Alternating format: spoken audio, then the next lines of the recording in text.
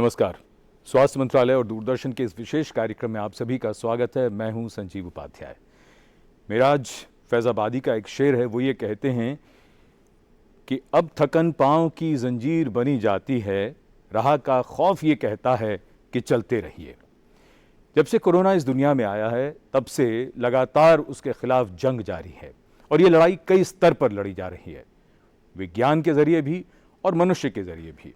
लेकिन ये भी बात सही है कि जन भागीदारी से ही इस महामारी पर विजय पाई जा सकती है। विज्ञान भी और मनुष्य का प्रयास भी, ये सब मिलकर चल रहा है।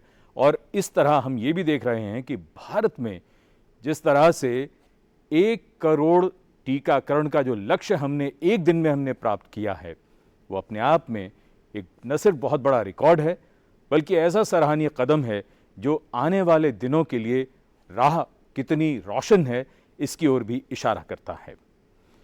आज इस कार्यक्रम में बहुत विस्तार से हम ये समझने की कोशिश करेंगे कि जब देश के कुछ हिस्सों से ये खबर भी आने लगी है कि शायद वहाँ मामले अब बढ़ रहे हैं, लेकिन क्या ये किसी खतरे की घंटी है या हम लगातार जो करते आ रहे हैं यानी कोरोना अप्रोप्रिएट बिहेवियर का पालन वो करते रहें और हमें खतरा नहीं होगा।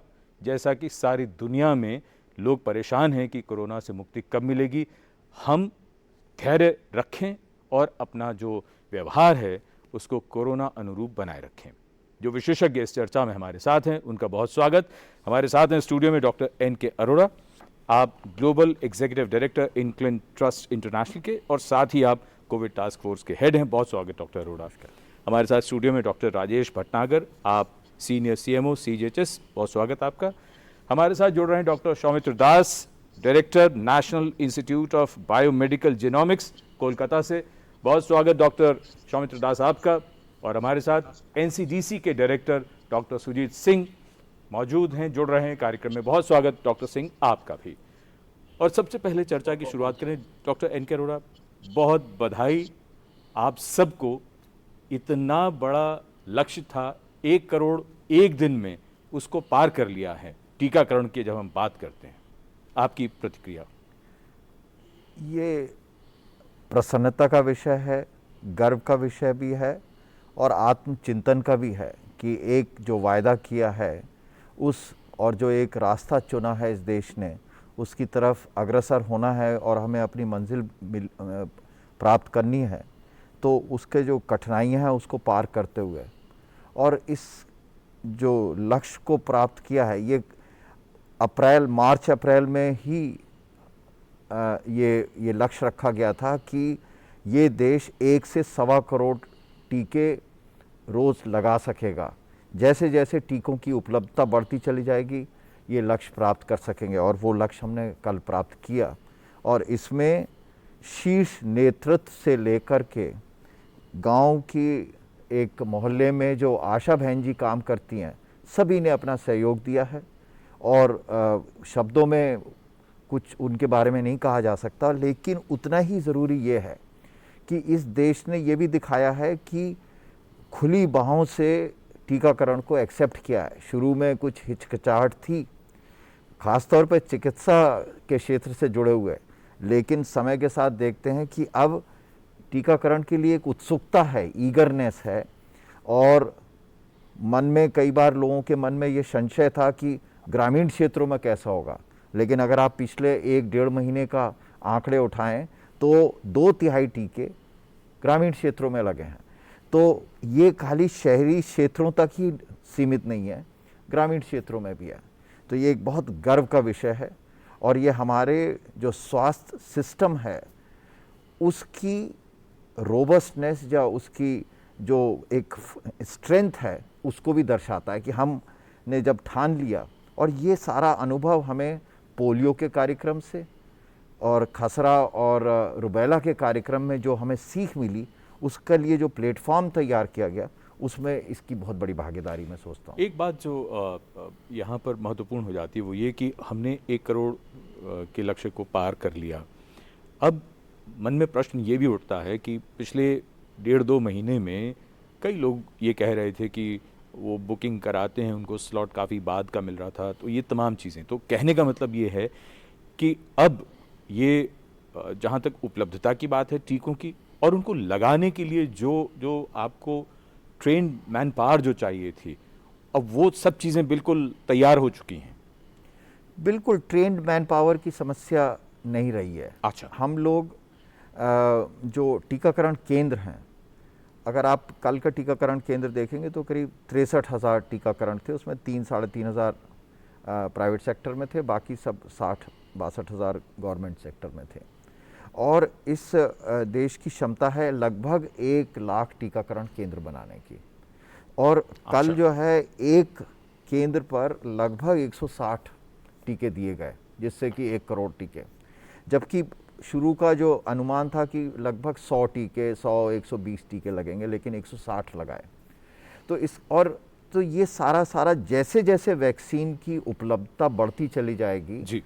टीके इसी गति से लगते चले जाएंगे। एक छोटा सा सवाल यहाँ पर और भी पूछ लें हम आपसे। आपने कहा कि लक्ष्य 1 लाख टीकाकरण केंद्रों का है, अभी 63,000 हैं आपने कहा, और वहाँ पर जो कुल टीके जो लगाए गए कल लगभग औसतन 160।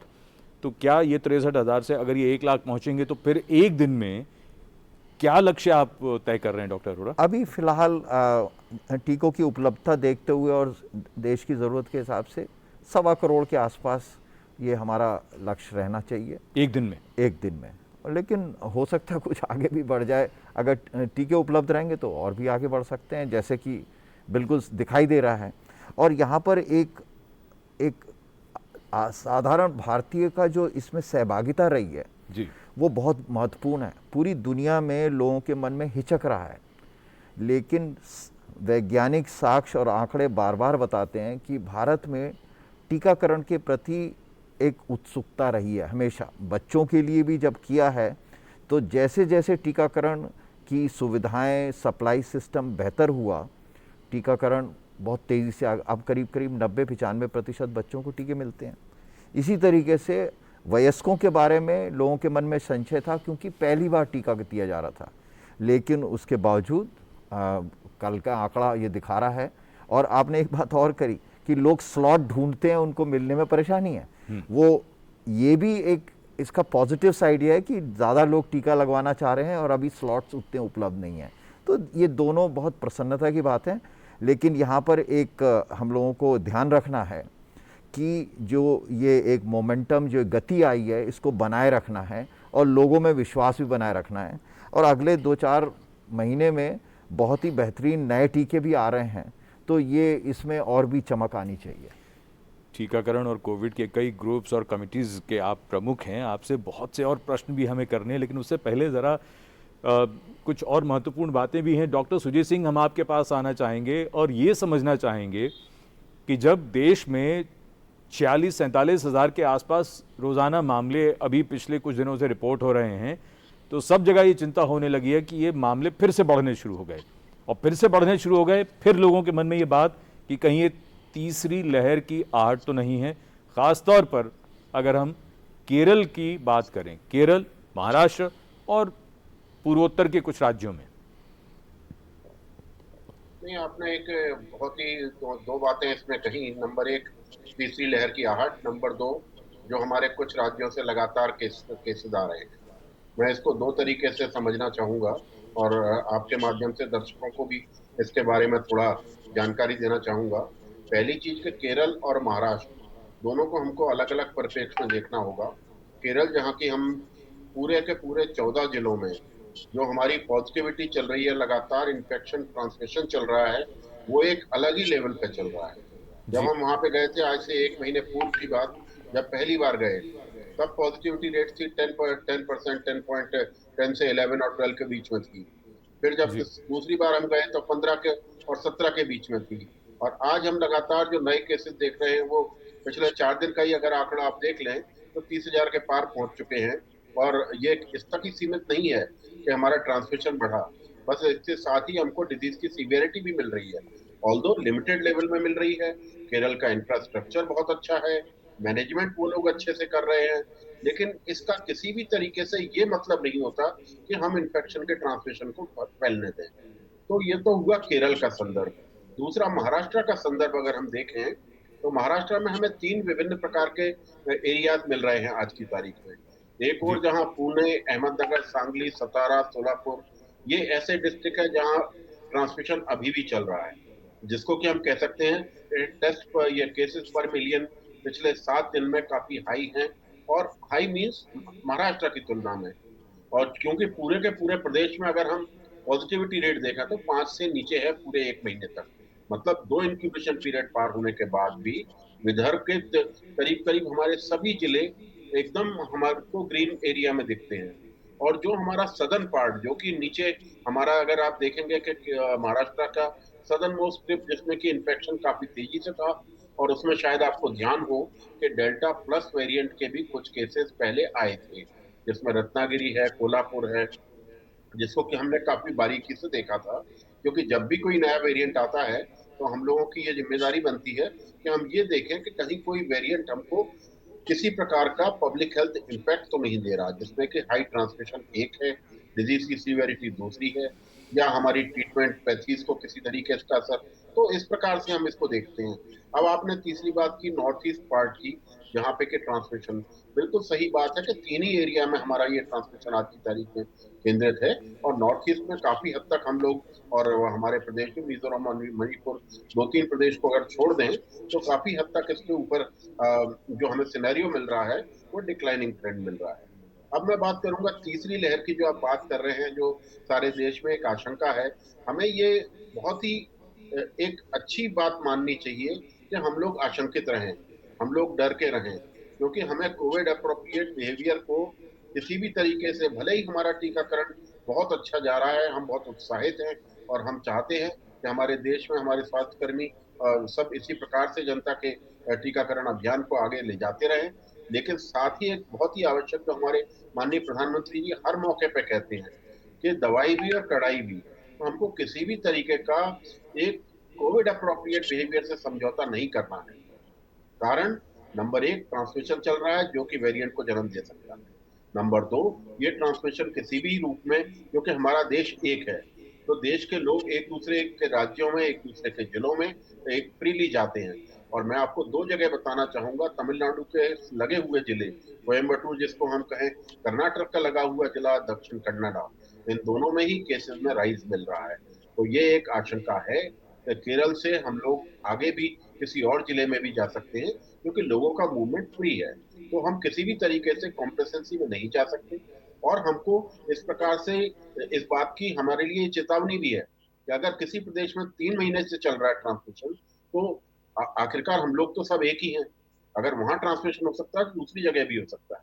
तो ये मैं आपके माध्यम से सबको कहना चाहूंगा कि हम लोगों को बिल्कुल इस बारे में सजग रहना है। अब तीसरी वेव कितनी आएगी, कब आएगी, कितनी इंटेंसिटी की आएगी, इसके बारे में विभिन्न मत हैं। लेकिन अगर हम लोग ढिलाई बरतेंगे तो तीसरी वेव को भी हम जल्दी आमंत्रण देंगे। कड़ाई बरतेंगे तो निश्चित रूप से हम इसको, अपने आप को इसके से लड़ने के लिए और ज्यादा अच्छी तरह से तैयार कर पाएंगे। जी, डॉक्टर सौमित्र दास, हम आपके पास आना चाहेंगे। और जो बात डॉक्टर सुजीत सिंह ने कही है, ख़ास तौर पर केरल, महाराष्ट्र और नॉर्थ ईस्ट की बात होती है कि थर्ड वेव के लिए डेल्टा प्लस और डेल्टा वेरिएंट जो है वो उस पर सबकी नज़र है, वायरस ऑफ कंसर्न जिसे कहते हैं। तो हमको ज़रा आप ज़रा समझाइए कि ये डेल्टा और डेल्टा प्लस में दोनों में क्या फ़र्क है, जीनोमिक्स के हिसाब से हम इसे क्या समझें, और जितने पिछले कुछ महीनों में जो भी जीनोमिक स्टडीज़ हुई हैं, उससे क्या हमारे पास क्या अंडरस्टैंडिंग है इस वायरस को लेकर? देखिए, ये तो आरएनए वायरस है, इसका म्यूटेशन चलते रहते हैं, and some of the mutation actually makes an impact into the virus infectivity. उसका इन्फेक्टिविटी बढ़ जाते हैं, उसका इम्यून एस्केप प्रॉपर्टी आ जाते हैं, तो इसीलिए हम उसको वेरिएंट ऑफ इंटरेस्ट कहते हैं। बाद में देखा जाता है कि वो variant of interest gradually becomes a variant of concern, क्योंकि डेटा आ जाता है कि ये बहुत तरीके से बढ़ जाते हैं, इसका ट्रांसमिसिबिलिटी बहुत ज़्यादा है, पहले जो है था उसके ऊपर इसका इन्फेक्टिविटी ज़्यादा है, ट्रांसमिसिबिलिटी ज़्यादा है, इसका इम्यून एस्केप का प्रॉपर्टी मिल रहा है, इसलिए हम उसको वेरिएंट ऑफ कंसर्न बोलते हैं। तो ये चल रहा है, I think you know you are all aware of it, from January से जो चल रहा है बहुत सारे अभी लीनिएज आ गया है, उसको हम बोलते हैं delta, alpha, beta, gamma, delta. पहले तो यूके का अल्फ़ा था, बाद में साउथ अफ्रीका बीटा वेरिएंट आ गया, देन गामा वेरिएंट आ गया ब्राज़ील से, और इंडिया से डेल्टा वेरिएंट रिपोर्ट हो गया। बाद में people started talking about delta plus. वो एक डेल्टा का ही सब लीनिएज है, उसमें एक म्यूटेशन है 417N, K417N। वो म्यूटेशन के कारण इसका प्रॉपर्टी थोड़ा अलग से दिखा रहा है। Now we are monitoring it, so far the data suggests that it's not too much different in the neutralization ability of the vaccines. So delta का हम जो प्रॉपर्टी देखा है, डेल्टा प्लस का भी ऐसे ही दिखा रहा है so far. So research चल रहा है that how different is delta plus, but at this moment the results suggest that it's not too different from the delta that we are already experiencing. दूसरी बात है, डेल्टा प्लस का number इतना ज़्यादा अभी तक नहीं हुई, it is still below the controlled level. तो हम लोग मॉनिटरिंग कर रहे हैं हर रोज़, एंड दिख रहा है उधर केरल और महाराष्ट्र और नॉर्थ ईस्ट इधर ही बढ़ जाता है, क्यों नहीं। हमारा जो इंसाकाग है वो every week we analyse the data and figure it out whether there is any sudden increase in a particular new variant. अभी तक कुछ नहीं मिला है, अभी तक जो दिखा रहा है 90%, 80 to 90% सभी स्टेट में वो डेल्टा वेरिएंट चल रहा है। लेकिन वो जो सुजीत जी ने बताया, there is no scope for complacency, we have to be alert, we have to stick to the COVID appropriate behaviour and we can't lower the guard. That's essentially the message. Doctor Das, एक important बात जो आपने कहा कि delta और delta plus variant में बहुत ज़्यादा फ़र्क नहीं है, लेकिन फिर ये बात बहुत सारे एक्सपर्ट्स और मीडिया में भी इस तरह की खबरें आती हैं कि डेल्टा प्लस जो है वो बहुत ख़तरनाक हो सकता है। तो थोड़ा सा हमारे दर्शकों के लिए थोड़ा सा और स्पष्ट करके बता दीजिए कि अगर ज़्यादा फ़र्क नहीं, क्या R0 वैल्यू भी ऑलमोस्ट सेम है या उसमें भी कोई फ़र्क है? देखिए, ये these reports are coming from different countries से, और हमारा जो कंट्री में जेनेटिक डिटर्मिनेंट, हमारा पॉपुलेशन का जो इम्पैक्ट होता है, दूसरा कंट्री में वो अलग तरह से इम्पैक्ट हो सकते हैं। So the genetic variant in a particular country is different, तो we can't really extrapolate some data that has shown some impact in other country, in our country. But so far in our country, and the results that we have found from our country shows that it is not too much different in terms of neutralization ability. वो जो हम हर रोज we are suspecting that वो जो vaccine escape हो रहा है, it's not too different. Delta में तो है ही वैक्सीन एस्केप प्रॉपर्टी, ये डेल्टा प्लस में भी है, बट बहुत ज़्यादा जो है उसका ऐसी कुछ एविडेंस इंडिया में मिला नहीं अभी तक। But what is important is that all the sequence event has to be correlated with clinical and epidemiological data, so that we have a integrated picture of the variants, mutation and इसका क्या तरीका चल रहा है, what is the impact or severity into the disease, वही देखना पड़ेगा।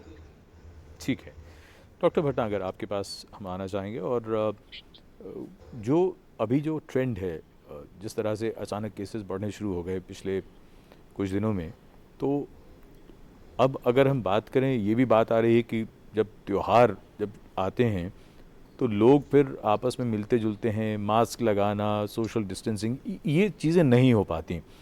आप कितना ज़रूरी मानते हैं, ख़ास तौर से ये जो सिचुएशन है जब मामले बढ़ रहे हैं और इधर एक एक करके अब त्यौहार आ रहे हैं? देखिए, इसमें सबसे बड़ी बात यह है कि कोरोना के संदर्भ में दो चीज़ें समझना बहुत ज़रूरी है।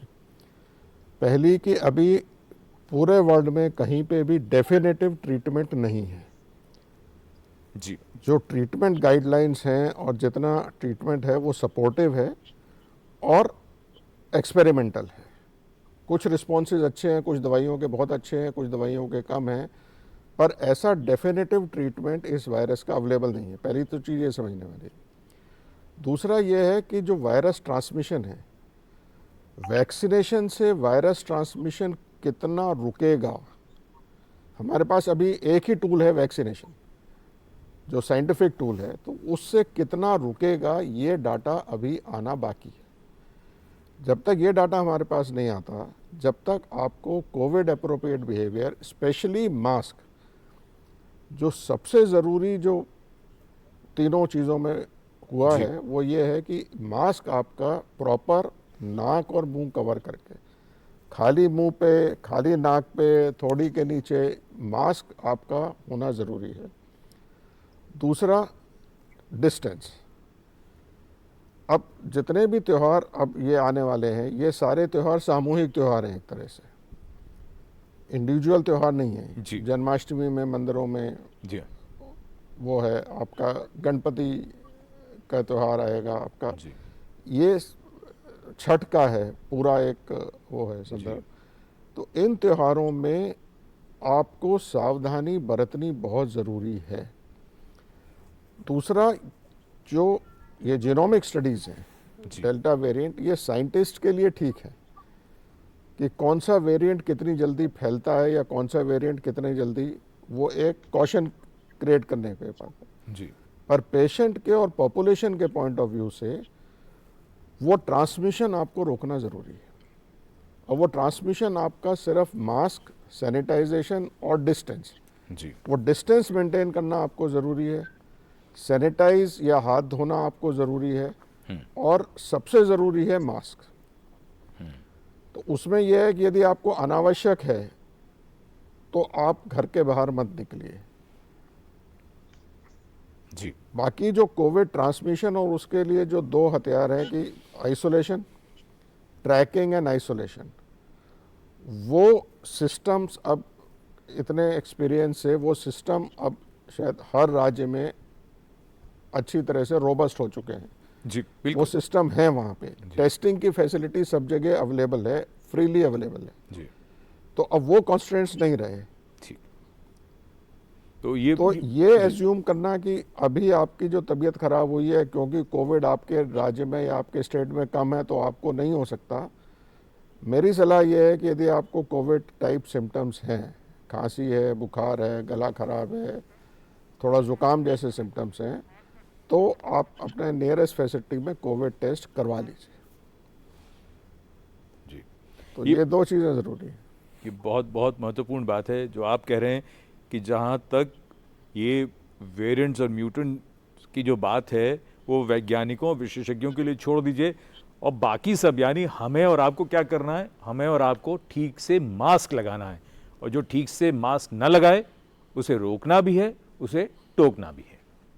चलो मिलकर एक शुरुआत करें, चलो एक फैसला आज करें, मास्क नहीं तो टोकेंगे, कोरोना को रोकेंगे, चलो एक इरादा करते हैं, चलो कुछ वादा करते हैं, मास्क नहीं तो टोकेंगे, कोरोना को रोकेंगे। कोरोना को रोकने के लिए सबसे बड़ा हथियार जो हम सबके पास है वो है ठीक से मास्क लगाना, इसके साथ साथ फिजिकल डिस्टेंसिंग और हाथों की स्वच्छता। अगर हम इन चीज़ों का पालन करते हैं तो फिर बाकी चीज़ें इंतज़ार कर सकती हैं, और सीधी सी बात यह है कि उसके साथ जिसकी भी बारी आती है उसे टीका भी लगवाना, और टीकाकरण का दायरा बढ़ रहा है। डॉक्टर अरोड़ा, जो ज़ाइकोव-डी की बात है, अब बच्चों में टीकाकरण शुरू होने जा रहा है, ये कब से शुरू होगा और कौन कौन से टीके बच्चों को दिए जा सकेंगे अभी फ़िलहाल? ये एक बहुत महत्वपूर्ण विषय है। माता पिता के मन में बहुत चिंताएं हैं कि भाई बच्चों को टीका कब मिलेगा, स्कूल हम तब भेजें जब बच्चों को टीका लगे। तो यहाँ कुछ बातें महत्वपूर्ण हैं। पहली बात तो ये है कि इस देश में बच्चों के टीकाकरण के लिए तैयारी शुरू हो चुकी है। जो अभी पिछले हफ्ते ज़ाइकोव-डी जो डीएनए वैक्सीन है, ये दुनिया की पहली डीएनए वैक्सीन है, और इसमें हमारे वैज्ञानिकों ने एक नया मानदंड स्थापित किया है। जी। वो 12 से 17 साल के बच्चों में भी दिया जा सकता है। 18 से ऊपर तो दिया ही जा सकता है, लेकिन 12 से 17 के बीच में उसका परीक्षण किया गया, बहुत सफल है, सुरक्षित है और बहुत प्रभावी तौर पे प्रतिरक्षा पैदा करती है शरीर के अंदर। लेकिन 12 से जो 17 साल हैं उसमें करीब 11 करोड़ 12 करोड़ बच्चे हैं। तो फिलहाल क्योंकि जो हमारी पिछली 2 लहरें थी, पहली लहर और दूसरी लहर, बच्चों में संक्रमण तो हुआ लेकिन लक्षण वाली बीमारी, गंभीर बीमारी या मृत्यु होने की संभावना बहुत कम थी, लगभग ना के बराबर। तो सबसे पहली प्राथमिकता हमारी है कि बड़ों को टीका लग जाना चाहिए।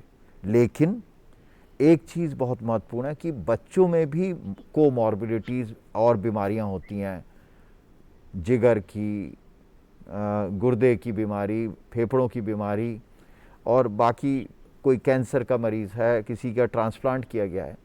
तो ऐसे मरीज़ में अगर कोविड हो जाए तो उसके परिणाम चिंताजनक हो सकते हैं। तो एनटैगी इस विषय में बहुत जल्दी अपनी गाइडलाइंस सार्वजनिक करेगी, जिससे कि इन बच्चों को भी अक्टूबर के मध्य से, जब ये टीका मार्केट में आएगा, जब सब लोगों के लिए आएगा, तब से ये टीका लगना शुरू होगा।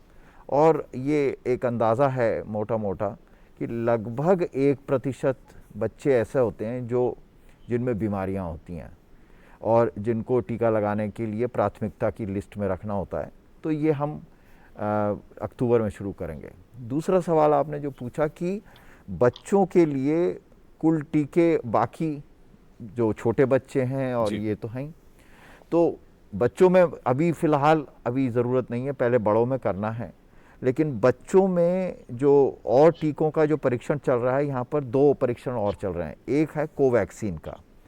कोवैक्सीन बड़ों में तो हम पिछले 8 महीने से इस्तेमाल कर ही रहे हैं, लेकिन साथ ही साथ अब ये बच्चों 2 साल से 18 साल के जो उम्र में बच्चे हैं, उनमें ये परीक्षण पूरा हो गया है।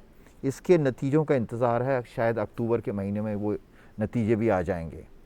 तो फिर हम 2 साल से 18 साल में जो भी कोमॉर्बिडिटी, जिनमें चिंताजनक बीमारी होने की संभावना, उनको टीका लगाया जा सकेगा।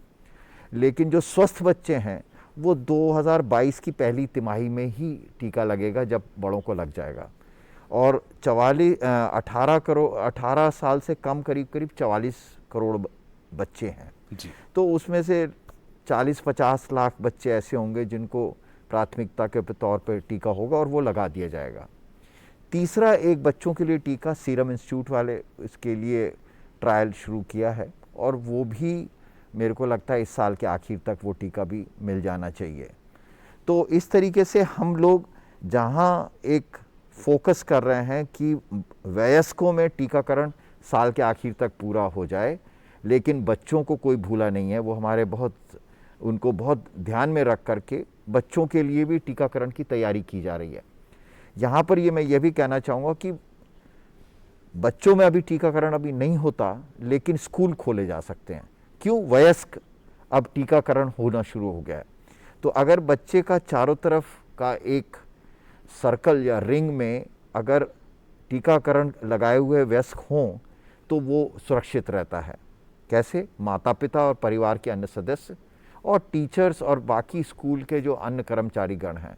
और यही वजह है कि भारत सरकार ने अभी 2-4 दिन पहले 2 करोड़ डोजेस का स्पेशल एक कोटा स्कूल के टीचर्स और बाकी कर्मचारियों के, ड्राइवर वगैरह के लिए वैक्सीन कि उनके लिए स्पेशल एक कैंपेन के तौर पे कि जब बच्चे स्कूल जाएं तो एक सुरक्षा आवरण उनके चारों तरफ रहे और स्कूल जा सकें। क्योंकि बच्चों के लिए बौद्धिक क्षमता बढ़ाने के लिए, मानसिक विकास के लिए और शारीरिक विकास के लिए स्कूल अब खुलना ज़रूरी हो गया। जी, ये बड़ी महत्वपूर्ण बात है। और इसमें डॉक्टर सौमित्र दास, आपसे हम ये समझना चाहेंगे, जो बात वेरिएंट्स को लेकर हो रही है, आपने जैसा चर्चा में बात आई कि ये आरएनए वायरस है, क्या अभी तक का जो पैटर्न है जीनोमिक्स के हिसाब से, क्या हम ये कह सकते हैं कि ये बहुत तेज़ी से म्यूटेट हो रहा है अभी तक? और जब भी म्यूटेट हो रहा है तो इसका हर बार पहले से ज़्यादा ख़तरनाक तरीके से म्यूटेट हो रहा है? it is becoming more difficult? No, as you said, the mutation that suits the virus so that virus जल्दी से जल्दी replicate हो पाए और उसका एंट्री में एडवांटेज होते हैं, वो सिलेक्ट हो जाते हैं. Those mutations does not help the virus, वो सिलेक्ट नहीं होते. Another thing is, वो जो म्यूटेशन होते हैं हम लोग बोलते हैं जो एंटीजेनिसिटी साइट, उसको एंटीजेनिक स्पेस बोलते हैं. एंटीजेनिक स्पेस में जब म्यूटेशन हो जाते हैं तो तब उसका एंटीजेनिसिटी बदल जाते हैं. Since that antigenic property is changing, there is a chance that it can escape the immune surveillance, escape the vaccine. So वो जो एंटीजेनिक स्पेस अभी तक सैचुरेट नहीं हुआ है. सो हम लोग बोलते हैं जो receptor binding domain, RBD domain, ज़्यादा से ज़्यादा म्यूटेशन उधर ही हो रहा है. तो ये सवाल आ रहा है whether it's already saturated on. You are asking whether we have enough mutations done or not. But there is still permutation combination हो सकते हैं. ये जो हम लोग अल्फा बीटा गामा डेल्टा बोल रहा है, ये जो 417N डेल्टा प्लस का, वो तो पहले था यूके स्ट्रेन में, अल्फा स्ट्रेन में था, अभी इधर आ गया और एक म्यूटेशन वो चला गया. ये हो सकते हैं. It will keep on doing.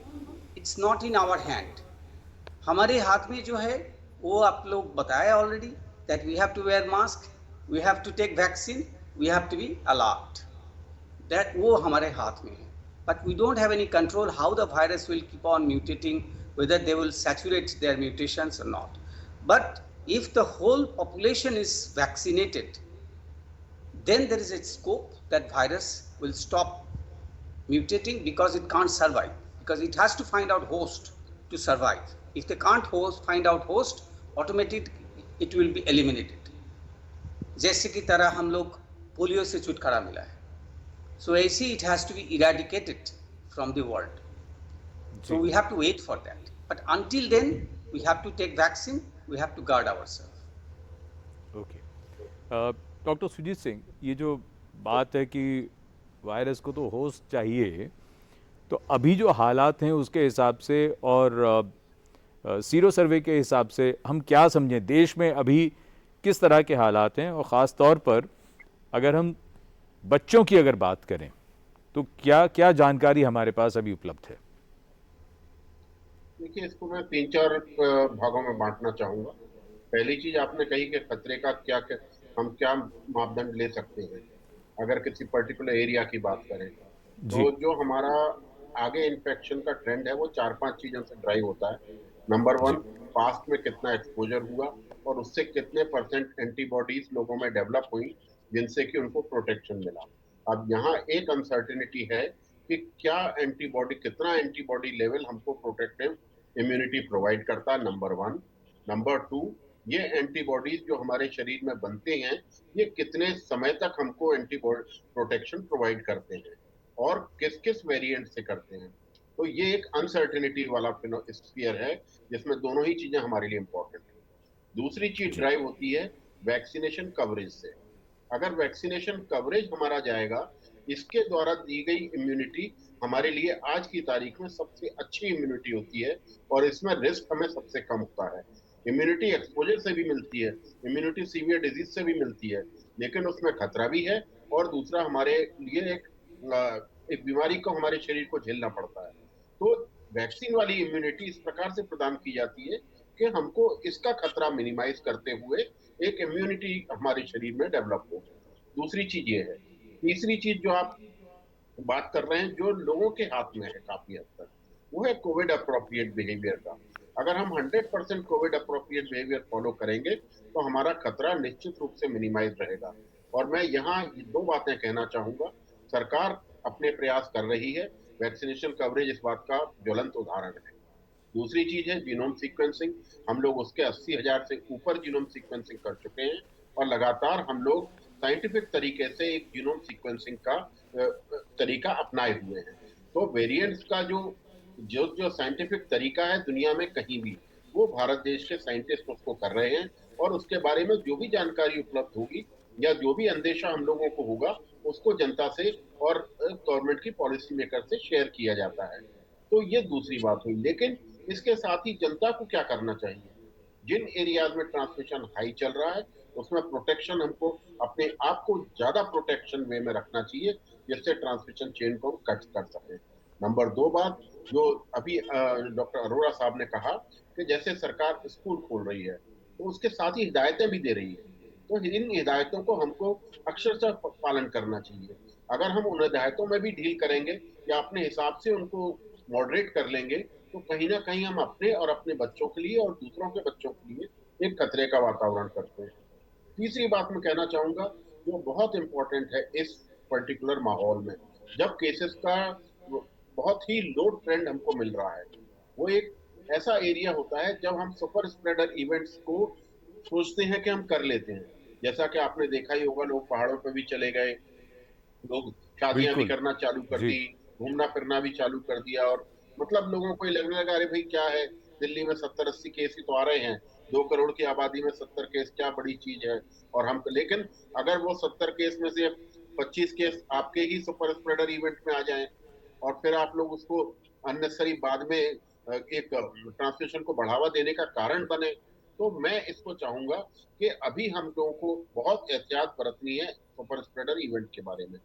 Gathering करें तो ये जी। कोशिश करें कि सब लोग हमारे यहाँ वैक्सीनेटेड लोग आए। तो ये एक 3-4 जो केरल ने भी एक बड़ा अच्छा स्टेप उठाया है कि जहां वो गैदरिंग वगैरह को करते हैं उसमें एक उन्होंने अनिवार्यता बना दी है कि आरटी-पीसीआर टेस्ट करा के आए और या फिर वैक्सीनेटेड लोग होके आए। तो अगर ये हमको हमारे वैक्सीनेशन ड्राइव को भी बढ़ावा देगी और हम लोगों को एक सुरक्षित वातावरण का बबल, जैसा कि अगर अरोड़ा साहब ने जी। कहा, वो भी एक डेवलप करने की एक, जैसे इनफैक्ट अगर हम ऑफिस में ये अनिवार्य कर दें या अगर हम मेट्रो में ये अनिवार्य कर दें कि मेट्रो में जो भी आदमी आएगा उसका वैक्सीनेशन सर्टिफिकेट दिखाए, भाई मोबाइल पे दिखा दे, अंदर चला जाए। तो ये एक इस तरीके के हमको स्टेप्स लेने पड़ेंगे जिससे कि वैक्सीनेशन ड्राइव को हम आगे और ज्यादा सुदृढ़ता से ले जा सकें। ठीक। डॉक्टर भटनागर, ये बात जो डॉक्टर सुजीत सिंह जो सामने रख रहे हैं कि देश के जिन हिस्सों में से भी, और ख़ासतौर से अगर हम दिल्ली की भी बात कर लें, कि जहाँ जहाँ मामले कम रिपोर्ट हो रहे हैं, लोगों में ये बात तो आती है कि भाई वो पिछले साल तो हम जन्मदिन पे नहीं मिले थे, इस बार मिल लीजिए क्योंकि केसेस तो हैं ही नहीं, तो मिलेंगे भी, मास्क भी नहीं होगा। तो पहली बात तो ये कि ऐसे में और एहतियात बरतना, और जैसा कि आपने थोड़ी देर पहले चर्चा की ही थी कि अब क्रम से एक एक करके त्यौहार आते जाएंगे, तो क्यों ज़्यादा और फिर ये व्यवहार में बात कैसे आए? लोगों में एक थकान भी है इस बात को लेकर कि वो लगातार इस तरह का उनका व्यवहार चल ही रहा है कि लोगों से मिल नहीं रहे हैं, मास्क भी लगा रहे हैं, सब कुछ कर रहे हैं। आप क्या कहना चाहेंगे इस पर? देखिए, इसमें एक चीज़ जो आपने प्रोग्राम के शुरू में जो शेर बोला था, जी जी। थकान इस बात की है कि साल 1.5 साल हो गया, ठीक है, आपको हर तरफ से ये संदेश मिल रहा है कि कोविड अप्रोप्रिएट बिहेवियर में आप मिलिए नहीं, दूर से बात करिए, मास्क लगा के रखिए, घर के बाहर अनावश्यक नहीं निकलिए। जी तो एक ह्यूमन बीइंग एक सोशल एनिमल जी। का वो है, तो वो एक बहुत ज़्यादा अवसाद और उसकी स्थिति में है कि भाई कुछ भी करो, जैसे भी हो निकल जाओ, ठीक है। इसके लिए हमें अपना बिहेवियर मॉडिफाई करना पड़ेगा। देखिए क्या होता क्या है, ये हम पहले भी देख चुके हैं, पिछले साल भी एक वेव थी जिसमें बिल्कुल ख़त्म हो गया था और फिर दिवाली के आसपास एकदम से शूट अप हुआ जो नवंबर एंड दिसंबर तक ख़त्म हो गया, और उसके बाद 2 महीने सब कुछ ठीक ठाक रहा और फरवरी मार्च में फिर से एक वेव आई। जब तक वायरस का या तो ट्रीटमेंट पूरा नहीं मिल जाता है या वायरस से वैक्सीनेशन से आपकी पूरी इम्यूनिटी कवर नहीं हो जाती है, एक जिसे हर्ड इम्यूनिटी कहते हैं, जिसमें यदि हम 5 लोग बैठे हैं और किसी को वायरस है भी तो बाकी 4 लोग इम्यून हैं जी। तो ट्रांसमिशन रुके। जब तक ये ट्रांसमिशन नहीं रुकता है पूरे देश में, जब तक कोविड अप्रोप्रिएट बिहेवियर जो है वो आपको अपनाना पड़ेगा, चाहे आप चाह के अपनाएं चाहे आप ना चाह के अपनाएं। इसलिए जो गाइडलाइंस हैं गवर्नमेंट की कि अब आप गाड़ी में जा रहे हो तो अकेले भी जा रहे हो तो मास्क लगा के रखिए, ताकि वो आपकी आदत में शुमार हो जाए। आप घर के बाहर एक दरवाजे पे मास्क टांग के रखिए, ताकि आप या अपने कार में या अपने पब्लिक प्लेस में या जेब में एक रुमाल जैसे रखते हैं वैसे मास्क रखने की आदत डालिए, कि एक वो आपकी आदत में जब तक नहीं आएगा मास्क पहनना। और दूसरी चीज़ ये है कि आजकल कम्युनिकेशन के साधन बहुत हैं जी। तो यदि आपको ऐसा किसी से मिलना है तो वीडियो कॉन्फ्रेंसिंग कर लीजिए, स्काइप पे बात कर लीजिए, व्हाट्सएप पे बात कर लीजिए, वीडियो कॉल कर लीजिए। बहुत सारे ऐसी अब टेक्नोलॉजी ऐसी है जी। जिसके अंदर आप ये कर सकते हैं। बच्चों की जहाँ तक बात है, बच्चों में असल में क्या है कि बच्चों के सोशल डेवलपमेंट और सोशल स्किल डेवलपमेंट के लिए बच्चों का मिलना जुलना ज़रूरी होता है। तो इसलिए स्कूल्स का ओपन होना ज़रूरी है, बट अगेन विद कॉशन। आपने जो बात कही, मैं चाहूँगा कि दर्शकों के लिए ये बात ज़रूर आप एक बार दोहरा दें। और वो बात ये है, आपने शुरू में भी बात कही थी कि कोविड का अभी कोई इलाज नहीं आया है। तो है क्या कि सोशल मीडिया में बहुत से ऐसे पोस्ट पिछले बहुत अरसे से घूमते रहते हैं कि आप ये खा लीजिए, ये कर लीजिए, ये पी लीजिए, इससे कोविड आएगा नहीं, अगर हो गया है तो 2 दिन में वैसे ही चला जाएगा, साधारण नज़ला जुकाम की तरह। देखिए, ये भी कह दीजिए आप। एक चीज़ है कि आजकल यदि आप टीवी देख रहे हैं या प्रिंट एड्स देख रहे हैं तो ज़्यादातर मार्केटिंग एडवर्टाइजमेंट ये हो रही है कि इस चीज़ से आपकी इम्यूनिटी बढ़ जाएगी। इम्यूनिटी बढ़ जाएगी, कोई भी चीज़ है आपसे इम्यूनिटी बढ़ जाएगी जी। फॉर्चुनेटली हिंदुस्तान में हमारी जो जनता है वो पहले से या वेस्टर्न पॉपुलेशन से मैं ज़्यादा ये कहूँगा कि ज़्यादा इम्यून है, क्योंकि हमें बचपन से छोटे इन्फेक्शंस होते रहते हैं और उसकी वजह से हमारी इम्यूनिटी बहुत ज़्यादा स्ट्रॉन्ग है पहले से। एक चीज़ ये, क्योंकि नया वायरस है और इसका इम्यून एक्सपोजर हम हिंदुस्तान की क्या वर्ल्ड की जनता में बिल्कुल नहीं है। ठीक बात। तो इसलिए हमारा जो इम्यून सिस्टम है वो इसको एडॉप्ट कर रहा है।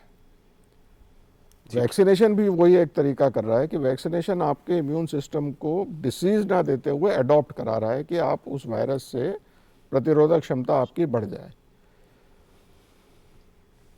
इम्यूनिटी बढ़ती है फ्रेश खाने से और एक्सरसाइज। ये दो चीज़ें आपके लिए, किसी भी तरह का आप स्ट्रेस में हो गए, इम्यूनिटी आपकी कम हो जाएगी। तो अवसाद की जो स्थिति है उसको आपको हर हाल में अवॉइड करना है। तो you have to think positive. ठीक है। जो चीज़ ये आई है ये नई है, इसका किसी को नहीं पता कि ये कब तक रहेगी। चंद गोलियां खाने से या चंद कोई गोलियां खाने से या चंद दवाइयां खाने से या ऑर्गेनिक फूड कोई खाने से इम्यूनिटी या नहीं कोई बढ़ रही immunity नहीं ओवरनाइट। बढ़ रही, बिल्कुल overnight नहीं ठीक, बढ़ रही। बहुत महत्वपूर्ण बात। डॉक्टर अरोड़ा, समय को देखते हुए कुछ जल्दी से कुछ बातें और एक दो आपसे समझ लें। पहली बात तो ये कि बहुत से लोगों के मन में ये बात आती है, अब जिस तरह से वैक्सीनेशन टीकाकरण का जो पूरा अभियान चल रहा है, लोगों को लगता है टीका लग गया, दोनों डोज लग गई, अब हम मुक्त हो गए, थोड़ी सी लिबर्टी ले सकते हैं, मास्क नहीं भी लगाया हो और नज़दीक भी बैठ सकते हैं। क्या कहना चाहेंगे आप उन तमाम लोगों के लिए, ख़ास तौर पर इस बात के मद्देनज़र कि कई लोगों को ब्रेक थ्रू इन्फेक्शंस हो रहे हैं, होते हैं? तो मैं यहाँ पर एक बेसिक चीज़ दर्शकों से जी शेयर करना चाहूँगा। हम जब वैक्सीन की इफ़ेक्टिवनेस बात करते हैं तो इफ़ेक्टिवनेस 3 तरह की होती है। पहली इफ़ेक्टिवनेस होती है कि वायरस एक में घुसा उससे आगे जाएगा कि नहीं जाएगा, जिसको कहते हैं कि संक्रमण वायरस के प्रसार को वो रोकता है, वो एक इफ़ेक्टिवनेस होती है। और दुर्भाग्य से जितनी भी वायरस जो कोविड की वैक्सीन है वो प्रसार को नहीं रोक पाती हैं। 40-50% उसमें इनकी इफ़ेक्टिवनेस है। दूसरी इफ़ेक्टिवनेस जो है, जो हम आमतौर पे 66%, 70%, 72% की बात सुनते हैं, वो इफ़ेक्टिवनेस जो प्रभावीपन है वो लक्षण वाली कोविड बीमारी के लिए है। और लगभग अगर किसी को लक्षण वाला कोविड होता है तो 80%, 85% बहुत ज़ुकाम की तरह बुखार, खांसी बुखार होता है। जो गंभीर बीमारी है, अस्पताल में दाखिल होने की समस्या है या बीमार होना है, वो 5% के आसपास है, तो बहुत कम होता है। तो ये जो तीसरी तरह की इफ़ेक्टिवनेस है वो इफ़ेक्टिवनेस है जो हमें गंभीर बीमारी से और मृत्यु से बचाती है। सौभाग्य से सारी वैक्सीन्स 90-95% प्रभावी हैं गंभीर बीमारी और उसको रोकने के लिए, मृत्यु को रोकने के लिए। तो इसका मतलब ये हुआ, जो आपने सवाल पूछा कि अगर मेरे को टीका लग चुका है, पॉसिबिलिटी यह है कि मेरे को संक्रमण हो सकता है, जिसको हम ब्रेक थ्रू इन्फेक्शन कहते हैं, और मैं वायरस को अपने परिवार के लोगों को, अपने जान पहचान वालों को, अपने सहयोगियों को फैला सकता हूँ। तो ये सोचें कि आपको टीका लग गया तो आप कोई फ़र्क नहीं पड़ता, लेकिन नहीं, आप अपने चारों तरफ के वातावरण को दुखी कर रहे हैं। दूसरी चीज़ यह है कि बहुत कभी कभी आपको भी गंभीर बीमारी हो सकती है, इसलिए कोविड उपयुक्त व्यवहार बनाए रखना हम सब के लिए ज़रूरी है। और वो जो है, जो वैक्सीन की जो प्रभाव है, प्रभावीपन है, उसको और पुख्ता बनाती है। यहाँ पर एक चीज़ मैं ये कहना चाहूँगा कि सोशल डिस्टेंस का मतलब क्या है। सोशल डिस्टेंस का मतलब 2 गज की दूरी नहीं है केवल। सोशल डिस्टेंस का मतलब सामाजिक तौर पे हम जो मनुष्य आपस में लोग मिलते हैं, वो मिलना जुलना कम होना चाहिए। There has to be distance between meeting people in person. वो एक महत्वपूर्ण चीज़ है। इसीलिए त्योहारों के दौरान अभी आपने देखा कि शिमला में जब 4-4, 10-10 किलोमीटर की लाइन लग गई, तो हिमाचल में केसेस बहुत बढ़ने लग गए थे जी। और उसका कारण यही था कि लोगों ने सोचा हमने टीका लगवा लिया, अब घुमाते हैं हम। जो छटपटाहट थी घर में रहने की, बेचैनी थी, थकान के मुकाबले मैं सोचता हूँ एक ये थकान, छटपटाहट और बेचैनी जो है, उसकी वजह से घर से लोग निकल रहे थे, लेकिन वहाँ पर एक संक्रमण का एक नया वेव शुरू हो गया।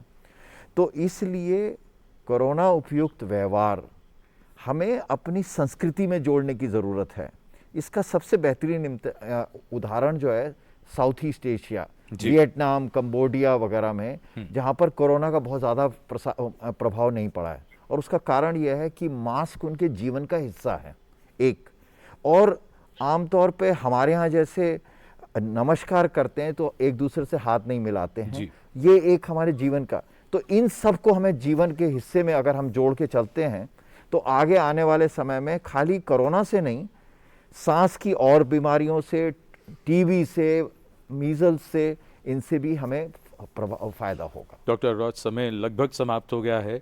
बहुत से लोगों के मन में ये प्रश्न है कि जो ट्रैवल भी करना चाहते हैं, कोवैक्सीन को कब मंजूरी मिल रही है, उस लिस्ट में वो कब शामिल हो रही है जब उसे लगवाकर विदेश यात्रा पर भी जा सके। कोवैक्सीन के सारे जो डॉसियर है कंप्लीट, वो WHO में सबमिट हो गया है।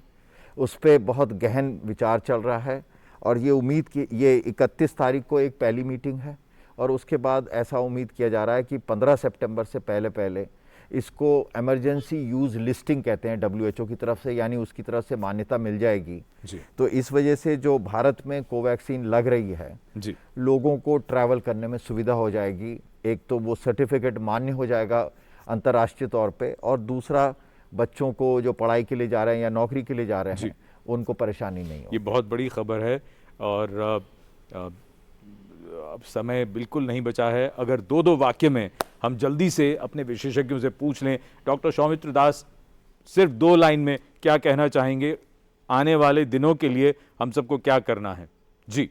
आने वाले दिनों को भी I think we have to be more careful and more alert so that we don't get this mutant variant from neighboring countries.